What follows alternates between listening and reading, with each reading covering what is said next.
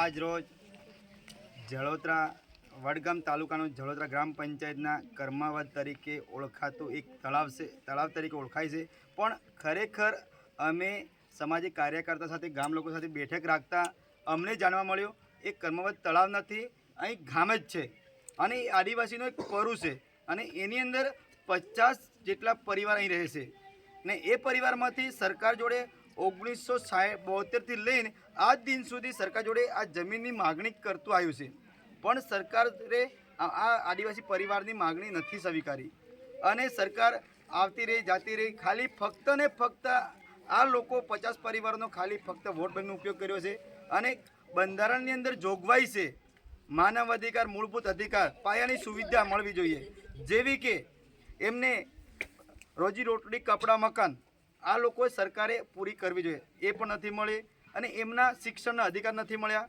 એમને આરોગ્યની સુવિધા નથી મળી. એમને આજ દિન સુધી 7 કિલોમીટર અહીંથી કર્માવત રોડ પર જાવ તો 5 કિલોમીટર એને ચાલીને એક પગદોંડીથી જવું પડે છે, તો એ રસ્તાની પણ સુવિધા પૂરી નથી પાડી અને આ બાળકો માટે ઓગણવાની સુવિધા નથી, સ્કૂલની સુવિધા નથી.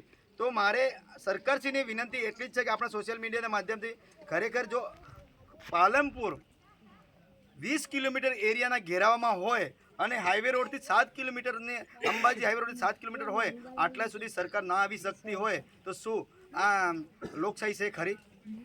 અત્યારે મને આ લોકોની જ્યારે મેં આખી ફાઇલ જોતા, ફાઇલની અંદર 1972થી લઈને અરજીઓ કરતાં આજે મતલબ 2026 આવી ગયો, એટલે કેટલા વર્ષ થઈ ગયા?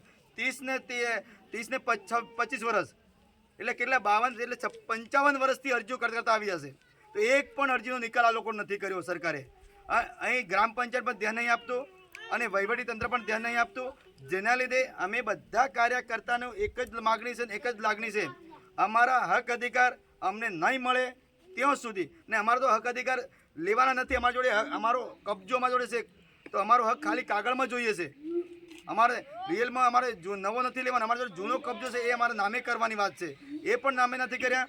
અને સરકાર નલ સે જલ યોજનાની વાત કરે, એ લોકોને પાણીની પણ સુવિધા નથી. સરકાર ધંધા રોજગાર માટે રોડ રસ્તાની વાત કરે, રોડ રસ્તો પણ નથી.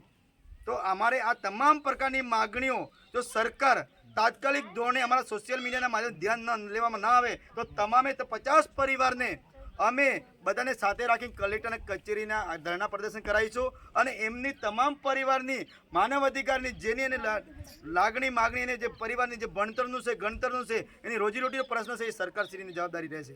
એમનું પૂરો પરિવારનું સંચાલન એમને કરવું રહે. હમણાં મેં સાંભળ્યું છે, હું છેલ્લા 2 વર્ષ સાંભળતો આવું કે કર્માવત એક તળાવ છે, એની અંદર પાણી નાખો, તો પાણી નાખો તો 50 પરિવાર ક્યાં જશે? તો સરકારે પહેલાં તો આ 50 પરિવાર વૈકલ્પિક વ્યવસ્થા ઊભી કરવી પડે અને પછી તળાવની વાત કરવી જોઈએ. તો પહેલાં તો આજે પાઇપલાઇનનું પણ કામ ચાલુ છે, નર્મદનું પાણી લાવવા માટે પાઇપલાઇનનું કામ ચાલુ છે, આ પરિવાર જશે ક્યાં? સરકારે કેમ આ ચિંતા નથી કરી? કેમ આ પરિવારની મુલાકાત નથી કરી? જવાબદાર તંત્ર, વહીવટી તંત્ર એ મોટું જવાબદાર છે, કેમ એમની રહેમ નજર હેઠળ આ બધું કામ થઈ રહ્યું છે? ફોરેસ્ટ ખાતાની જગ્યાએ કલેક્ટરને વારંવાર અરજી કરે કે તંત્ર ઊંઘેલું છે, તો આ તંત્રની હું વિનંતી કરું છું, માનનીય મુખ્યમંત્રી પણ વિનંતી કરું છું, વડાપ્રધાનને વિનંતી કરું છું, બેટી બચાવો બેટી પઢાઓ, અહીં બેટી લૂંટાઈ રહી છે, એમને આ જીવ જોખમમાં છે, ઉપર આકાશ નીચે ધરતી, એના સિવાય એમને કોઈ સારો નથી, એવા પરિવારની આજે સરકારે છૂટા મૂકી દીધા છે અને એને રેમ નજર એનો અત્યાચાર થઈ રહ્યો છે. તો આપણે આ માગણી તાત્કાલિક ધોરણે સરકારે એને વિનંતી કરે અને લાગતા હોય તંત્ર એને અહીં સ્થળ ચકાસણી કરી એમની માગણી પરિવારની માગણી પૂરી કરવામાં આવે એવી અમારી સરકાર જોડેની આશા છે. નવ અમે તમામ આગેવાન કાર્યકર્તા સાથે મળીને આ પરિવારને અમે કલેક્ટર કચેરી ધરણા પ્રદર્શન કરાવીશું અને એ તમામ એને કોઈ પણ પરિવાર નુકસાન થશે એની તમામ જવાબદારી લાગતા વખતે તંત્રની રહેશે જવાબદાર. એટલે અમને અમારી સરકાર જોડે વિનંતી છે, આ તાત્કાલિક ધોરણે અમારી માગણી પૂરી કરવામાં આવે એવી આપણી સરકાર જોડે અમારી વિનંતી છે.